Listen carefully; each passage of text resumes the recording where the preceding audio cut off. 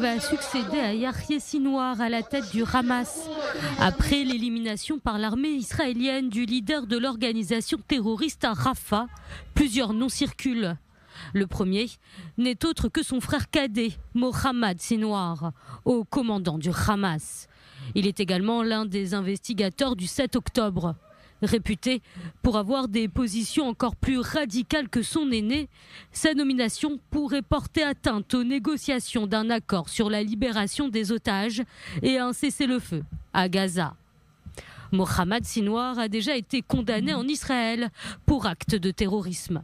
Il a également passé 3 années derrière les barreaux à Ramallah, d'où il s'est évadé. Il est activement recherché par l'armée israélienne dans la bande de Gaza depuis le début de l'opération terrestre.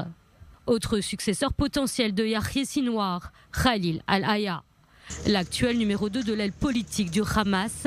Il gère le mouvement terroriste depuis le Qatar. Il est l'une des rares personnes en qui Yahya Sinwar avait confiance. Négociateur en chef du groupe terroriste dans le conflit, au début de l'année, l'homme de 63 ans a déclaré qu'il était prêt à un cessez-le-feu en échange d'un État palestinien à Gaza et en Cisjordanie. Autre candidat à la tête du Hamas, Khalal Meshal.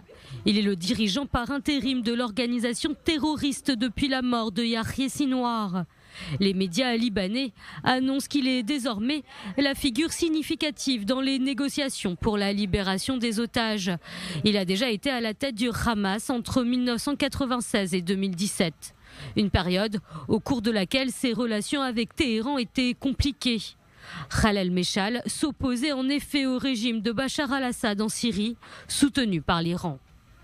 La nomination du nouveau chef du Hamas sera décidée par la Choura, une assemblée de 65 membres qui aura lieu au Qatar.